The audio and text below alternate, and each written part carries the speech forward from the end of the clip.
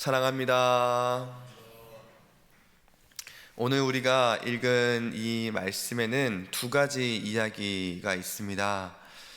어린아이에 대한 이야기와 또 어느 재물이 많은 한 사람에 대한 두 가지 이야기가 나옵니다. 이야기는 두 개이나 주제는 하나입니다. 그 주제는 바로 하나님 나라에 들어가려면 어떠해야 하는지에 대해서 말씀하고 있습니다.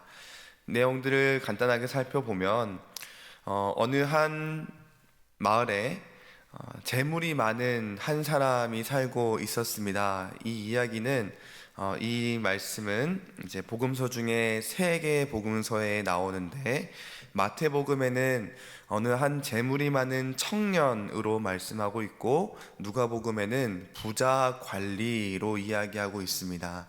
이 재물이 많은 한 사람이 살고 있었는데 이 사람은 그저 돈만 많을 뿐만 아니라 굉장히 부모님에게 잘하는 효자였습니다. 아주 소문난 효자였습니다. 그래서 효자일 뿐만 아니라 어른들에게 잘하니 부모님을도 잘 모시니 주변 어른들까지에도 싹싹하게 아주 잘하는 평판이 좋은 청년이었습니다. 이 청년은 돈만 많을 뿐만 아니라 또 부모님에게 잘할 뿐 아니라 돈이 많으니까 어려서부터 배움도 길었습니다. 그래서 잘 배웠고 인격적으로나 윤리적으로 아주 잘 준비되어 있는 정직한 청년이었습니다.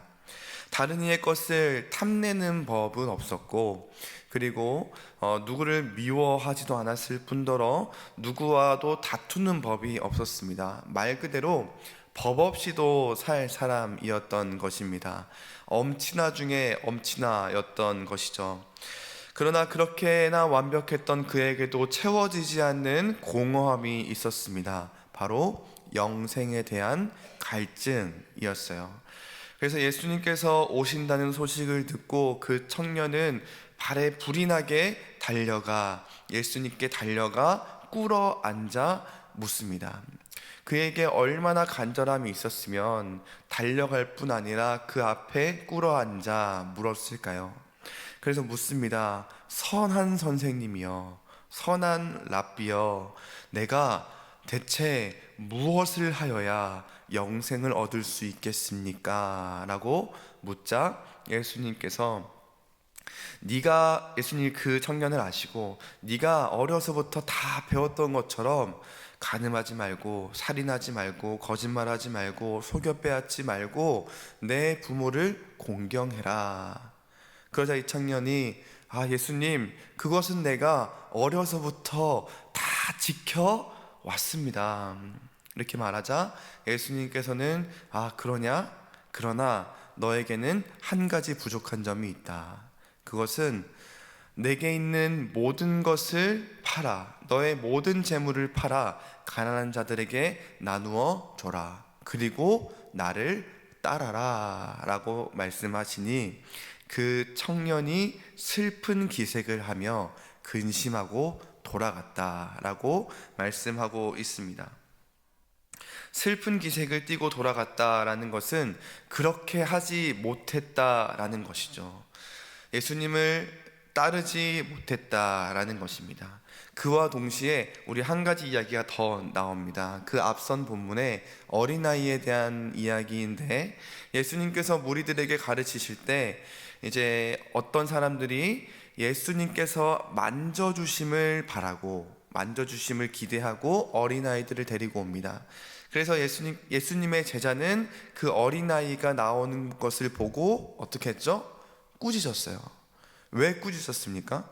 예수님 말씀을 들으러 나오면 잘해야 되는데 근데 그 당시 그 제자들은 그 어린아이들을 성가신 존재로 여기고 있었기 때문이에요. 왜냐하면 그 당시에는 성인 남성을 중심으로 하는 사회였기 때문에 그 어린아이들은 수를 셀 때도 수에 치지도 않는 불완전한 존재였습니다.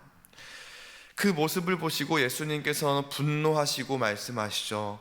그 어린아이들이 내 앞에 오는 것을 용납하고 막지 말라. 하나님의 나라가 이런 자들의 것이니라 라고 말씀을 합니다. 이 두 가지 이야기가 우리 어제 큐티 본문에 같이 등장을 했습니다.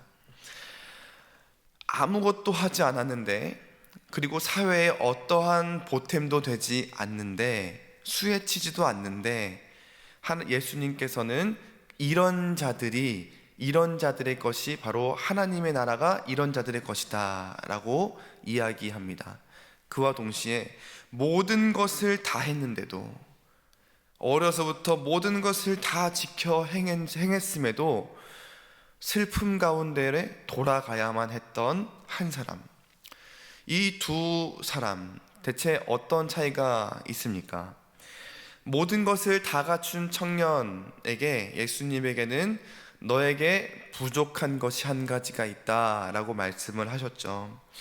그 청년이, 그 사람이 돈이 많은 것, 부자인 것 그 자체가 문제가 되는 것이 아니라, 그 사람은 하나님을 따르는 사람이 아니었던 것입니다. 그 청년은 영생을 얻기 위해서, 구원을 얻기 위해서 내가 대체 무엇을 해야 합니까? 물었다라는 것입니다. 이 물음이 잘못되었던 것이죠. 왜냐하면 내가 무엇을 해야 영생을 얻을 수 있습니까? 라고 묻는 그 질문의 근거에는 내 재물과 내 능력으로 내가 하나님의 구원을 얻을 수 있다라고 생각을 했던 것입니다. 우리가 알고 있듯이 구원은 우리가 어떻게 해서, 우리가 무엇을 해서, 우리가 어떠한 자격을 갖춰야 구원을 얻을 수 있는 것이 아닙니다. 구원은 그저 하나님 앞에 나아가 하나님 앞에 엎드리면 하나님을 따르는 자에게 주어지는 하나님의 선물인 것이죠.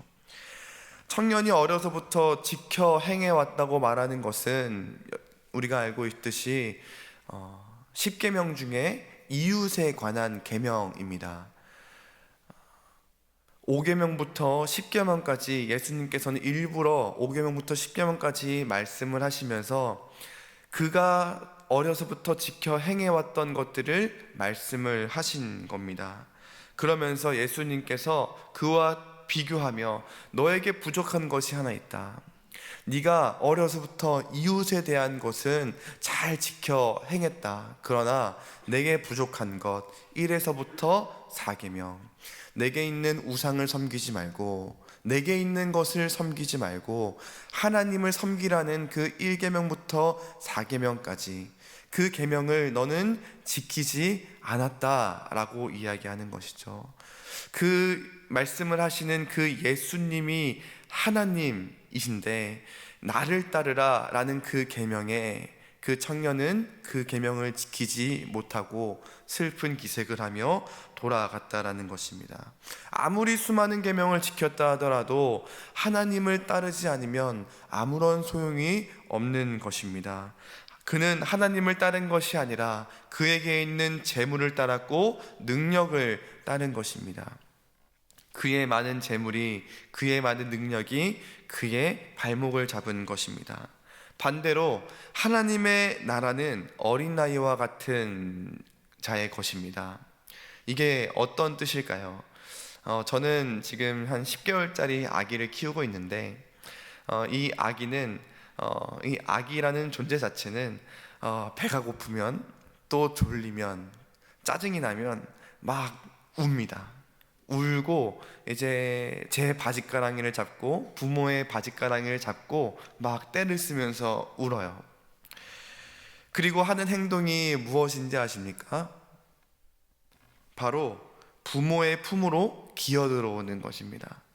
아무리 아기를 떼어 저기에 놔도 아기는 계속해서 부모의 품으로 기어들어옵니다. 그러면 부모는 안아주고 또 재워주고 먹여줄 수밖에 없는 것이죠. 얘가 무슨 제 어깨를 주물러 줬습니까? 얘가 어떤 1인분을 했습니까? 돈을 벌어 왔습니까? 그저 부모의 품에 기어 들어오니까 부모는 안아줄 수밖에 없는 겁니다. 하나님의 나라는 이런 자의 것입니다. 내 능력으로, 나의 것으로 하나님의 나라에 대한, 그 구원에 대한 나의 되도 않는 값을 지불하려는 그런 능력 있는 사람의, 그런 어리석은 자의 것이 아니라, 나는 아무것도 할 수 없어도, 내가 할 수 있는 것은 하나님 앞에 나오는 것밖에 없어도, 하나님의 품에 안기는 것밖에 할 수 없어도, 하나님의 나라는 이런 어린아이와 같은 자의 것인 줄 믿습니다. 사랑하는 성도 여러분, 여러분은 어느 곳에 속해 계십니까?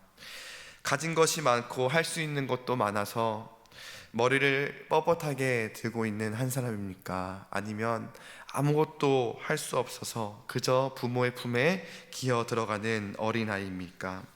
바라기는 그저 하나님의 품에 기어 들어가는 어린아이와 같은 우리가 되면 좋겠습니다. 말씀을 읽겠습니다. 예수님은 하나님의 나라에 들어가려면 어떻게 해야 하는지가 아니라 내가 어떠해야 하는지를 말씀해 주셨습니다. 할 수 있는 것이 많고 의지할 곳이 많았던 한 청년은 슬픔 가운데 돌아갔지만, 수에 차지도 않았던 그 어린아이는 하나님의 나라를 가졌습니다. 바라기는 우리 모두가 어린아이와 같이 하나님의 그 품 안에 그저 안겨서, 하나님의 품 안에 그저 안겨서 하나님의 나라에 들어가 우리 함께 기뻐하며 감사할 수 있는 우리가 되기를 간절히 소망합니다.